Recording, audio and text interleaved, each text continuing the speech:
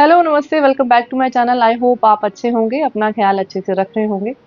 तो जब से ये चैनल मैंने शुरू किया है ना, तब से बहुत सारे लोगों के मेरे पास ये कमेंट्स आए हैं कि हम बहुत डिप्रेशन में हैं और हमें समझ में नहीं आ रहा कि अब हम इस डिप्रेशन में से ना बाहर कैसे आएँ।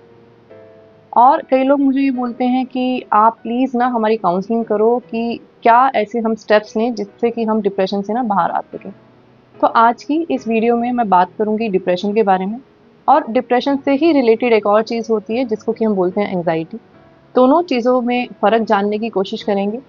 दोनों चीज़ों के सिम्पटम्स के बारे में मैं बात करूँगी और एंड में बात करेंगे कि ऐसी क्या चीज़ें हम कर सकते हैं कि जो हम अपने आप को ना इन चीज़ों से बाहर निकाल सकते हैं। जिन भी चीज़ों के बारे में मैं आपसे इस चैनल पे बात करती हूँ ना, वो सारी की सारी चीज़ें कहीं न कहीं मैंने अपनी लाइफ़ में एक्सपीरियंस की होती हैं।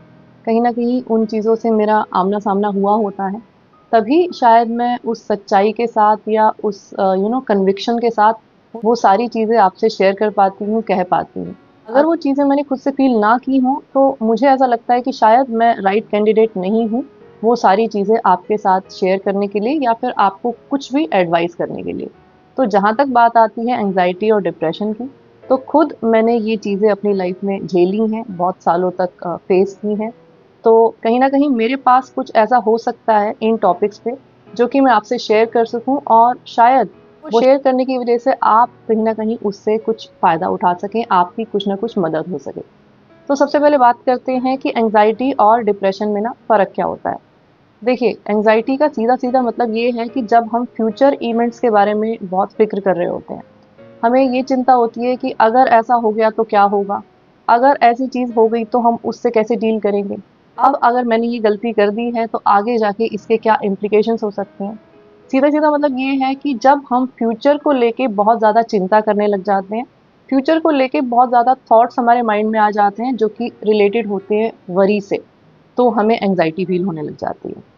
और अगर मैं डिप्रेशन की बात करूँ, तो डिप्रेशन का सीधा-साधा कनेक्शन जो है ना वो पास्ट से होता है। हमारे पास्ट में कुछ ऐसी चीज़ें हुई जिनका हमारे माइंड पे बहुत गहरा इम्पैक्ट हो गया और अब वो जो इम्पैक्ट है ना वो इतना गहरा हो चुका है कि हम उन्हीं थॉट्स से अपने आप को ना निकाल नहीं पा रहे हैं। बार-बार वही नेगेटिव थॉट्स हमारे माइंड में घूमे जा रही हैं।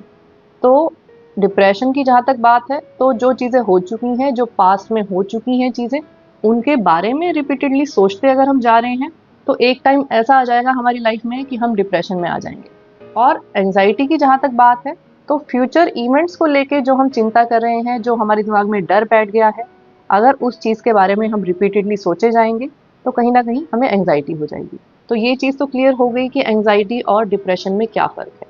तो यहाँ पे अब सोचने वाली बात ये है कि अप्स एंड डाउन्स तो हम सब लोगों की लाइफ में आते हैं। अच्छी-बुरी चीज़ें हम सब लोगों की लाइफ में होती हैं। लेकिन ऐसा क्यों होता है कि कुछ लोग डिप्रेशन या एंग्ज़ायटी में आ जाते हैं और कुछ लोग जो है इन चीज़ों से उनको कोई भी इफ़ेक्ट ही नहीं होता और वो बिल्कुल नॉर्मल और हेल्दी लाइफ जीते रहते हैं। तो जब कभी भी किसी को एंग्ज़ायटी होती है या डिप्रेशन होता है, वो सिर्फ़ इसी कारण की वज़ह से होता है कि अगर हमारी लाइफ़ में कोई भी इवेंट हुई और हम उस इवेंट के बारे में मतलब कोई नेगेटिव इवेंट हुई और हम उस नेगेटिव इवेंट के बारे में ना नेगेटिव थिंकिंग सोचे जा रहे हैं। हफ्तों तक सोचे जा रहे हैं, महीनों तक सोचे जा रहे हैं और कुछ लोग सालों तक सोचे जा रहे हैं। तो जब भी हम किसी भी चीज़ के बारे में नेगेटिवली सोचे जा रहे हैं, रिपीटेडली सोचे जा रहे हैं, तो या तो हम एंग्ज़ायटी की तरफ चले जाएँगे या फिर हम ना डिप्रेशन की तरफ चले जाएँगे। तो यही एक फ़र्क है कि एक इंसान इन चीज़ों में कभी नहीं पड़ता, क्यों? क्योंकि अगर उसके साथ कुछ बुरा हुआ ना, तो उसने उस चीज़ के ऊपर थोड़ी देर सोचा, मतलब कि 1 दिन सोचा, 2 दिन सोचा और फिर उस चीज़ को ना भूल गया। वहीं पे एक और इंसान है, जो उस चीज़ को पकड़ के बैठ गया है और उस चीज़ को ना छोड़ ही नहीं रहा है। मतलब उसके दिमाग में वो चीज़ें रिपीटेडली चलती जा रही हैं और कहीं न कहीं कंट्रोल ही नहीं है उसका कि वो ब्रेक लगा सके उन थॉट्स के ऊपर। तो जब भी नेगेटिविटी माइंड में बढ़ती जाएगी, तो होता क्या है कि जो अच्छे केमिकल्स होते हैं ना हमारे माइंड में, तो वो उनका जो लेवल होता है ना वो कम होता चला जाता है। और जैसे-जैसे उन केमिकल्स का लेवल कम होता चला जाता है, तो हम डिप्रेशन में आ जाते हैं। और अगर मैं सिम्पटम्स की बात करूँ, अगर हमें एंग्ज़ायटी फ़ील हो रही है, तो हमें बहुत ज़्यादा घबराहट फ़ील होती है। हमें ऐसा लगता है कि हमारी हार्ट बीट बहुत फ़ास्ट हो रही है। हमें पैनिक अटैक्स आने लग जाते हैं, मतलब कि हम सो रहे हैं और सोते-सोते ऐसा लगेगा कि एकदम से ना उठ के बैठ जाएँगे हम, घबराहट होनी शुरू हो जाएगी या फिर हमें हमें लगेगा कि हमें बहुत बेचैनी फ़ील हो रही है। हमें ऐसा लगेगा कि तभी की तभी हमारे पास कोई ऐसा इंसान होना चाहिए जिससे कि हम अपने दिल की बात कह सकें, मतलब जब हमें एंग्जाइटी फील हो रही है। तो ये सारे एंग्जाइटी के सिम्टम्स हैं। जहाँ तक डिप्रेशन के सिम्टम्स की बात है, तो हमें कोई भी चीज़ अच्छी ना लगना, किसी भी चीज़ में हमारा इंटरेस्ट ना होना, कुछ भी चीज़ हो रही है, अच्छी हो रही है, बुरी हो रही है, हमें कुछ इफ़ेक्ट ही नहीं कर रही वो चीज़। जो चीज़ें कभी हमें लाइफ़ में अच्छी लगती थी, वो चीज़ें अब हमें बिल्कुल अच्छी नहीं लगती हैं। जैसे कि अगर हमें कोई बाहर घूमना पहले अच्छा लगता था, तो अब हमें बाहर घूमना अच्छा नहीं लगता। कोई खाने की चीज़ें हैं, जैसे कि जो हमें बहुत ज़्यादा अच्छी लगती थी, हमारा मन करता था खाने का, वो अब हमें अच्छी नहीं लगती हैं। कोई हॉबी हमारी थी जिसमें हमें बहुत इंटरेस्ट आता था पहले, अब हमें कोई इंटरेस्ट नहीं आता। कहने का मतलब है कि जब लाइफ में हमें कोई भी चीज़ एक्साइट नहीं करती है, तो मतलब कि हम डिप्रेशन में आ गए हैं, हम सैडनेस में रहते हैं, हम किसी से हमारा बात करने का मन नहीं करता है, हम ज़्यादातर अपना टाइम जो है ना वो अकेले बिताते हैं और अपनी ही जो सोच है ना उसमें घिरे रहते हैं।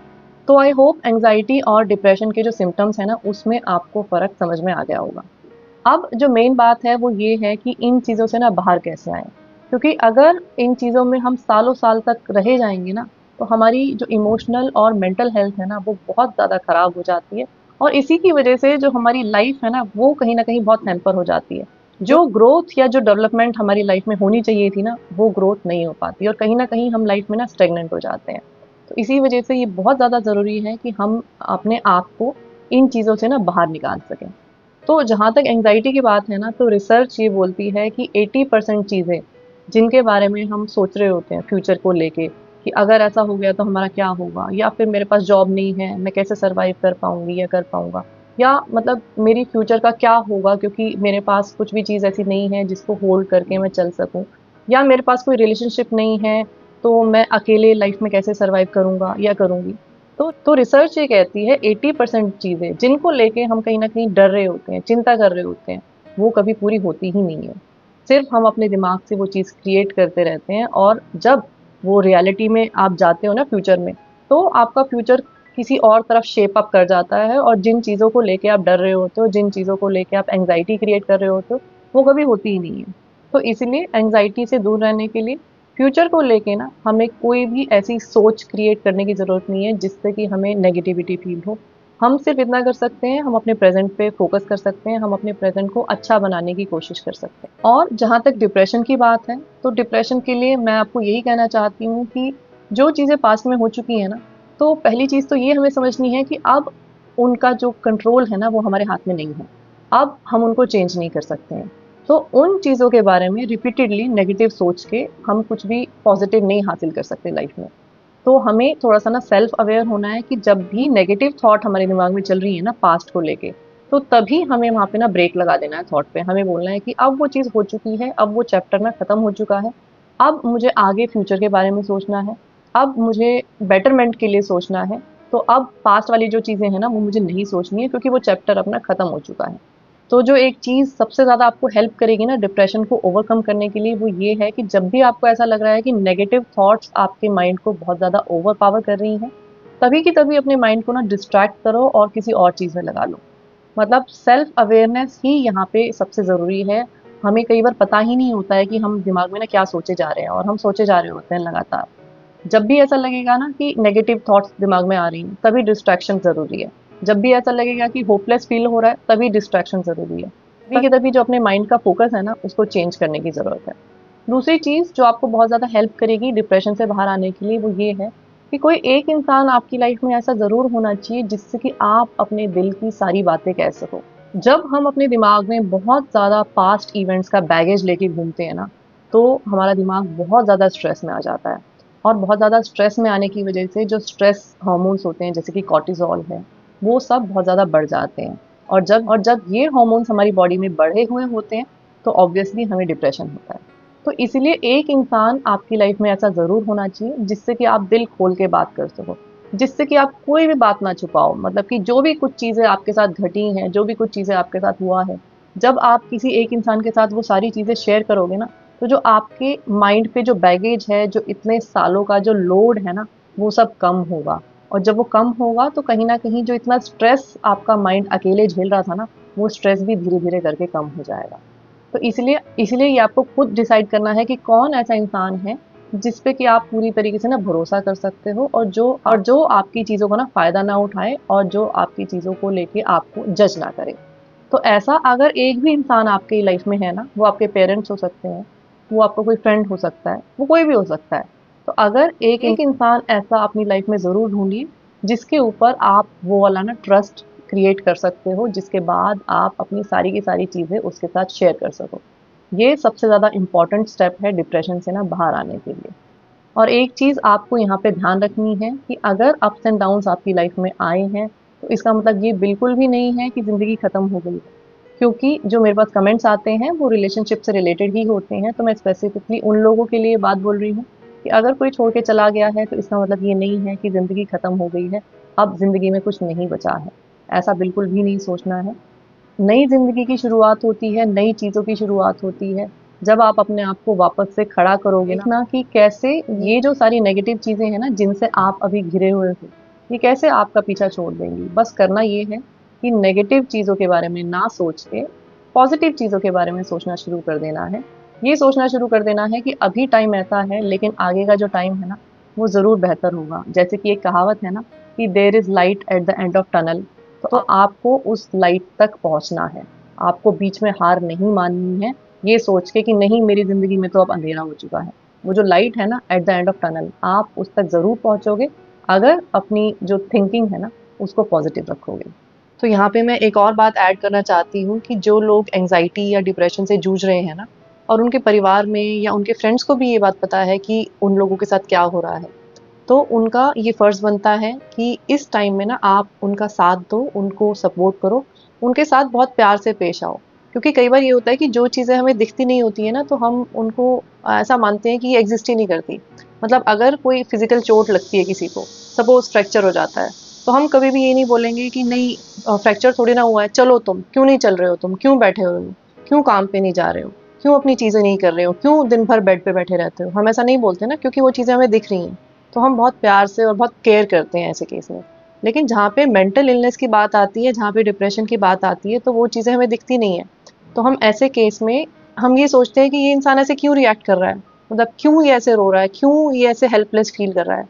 तो हमें ये चीज़ें समझ में नहीं आती हैं। तो हम क्या करते हैं कि हम ऐसे इंसान के साथ कई बार बहुत सख्ती से पेश आते हैं, बहुत बदतमीज़ी से पेश आते हैं, बहुत रूडली पेश आते हैं। और जब उस इंसान के साथ कोई भी इस तरह का बिहेवियर करता है, मतलब इस तरह का बुरा बिहेवियर करता है, तो वो इंसान ज़िंदगी भर उस बिहेवियर को ना भूल नहीं पाता है। वो स्कार हमेशा उसके ज़हन में ना रहते हैं कि जब वो इतने मुश्किल फ़ेज़ से गुज़र रहा था या गुज़र रही थी, तो कैसे सामने वाला इंसान उसके साथ पेश आया था, या कैसे सामने वाले इंसान ने उसकी चीज़ों को समझने की कोशिश की थी या नहीं की थी। तो ये बहुत इम्पोर्टेंट है कि जब भी कोई मेंटल इलनेस से ना ग्रसित है, तो आपका ये फ़र्ज़ बनता है कि आप उस इंसान के साथ बहुत ही अच्छे तरीके से पेश आएँ और उसकी चीज़ों को ना समझने की कोशिश करें। तो आज की वीडियो में बस इतना ही। आई होप आपको ये वीडियो अच्छा लगा होगा, और अगर वीडियो अच्छा लगा है ना तो इसको लाइक और शेयर ज़रूर करना। अगर आपको ऐसा लगता है कि ये वीडियो देखने के बाद थोड़ा-सा भी आपकी मेंटल स्टेटस में या मेंटल स्टेट में फ़र्क पड़ा है, या थोड़ी-सी भी आपकी मेंटल स्टेट पॉज़िटिव हुई है, तो मुझे कमेंट में ज़रूर बताइएगा। मैं आपको फिर मिलूँगी एक नई वीडियो के साथ, तब तक अपना ध्यान रखिए। Lots of love to you all. Take care. Bye bye.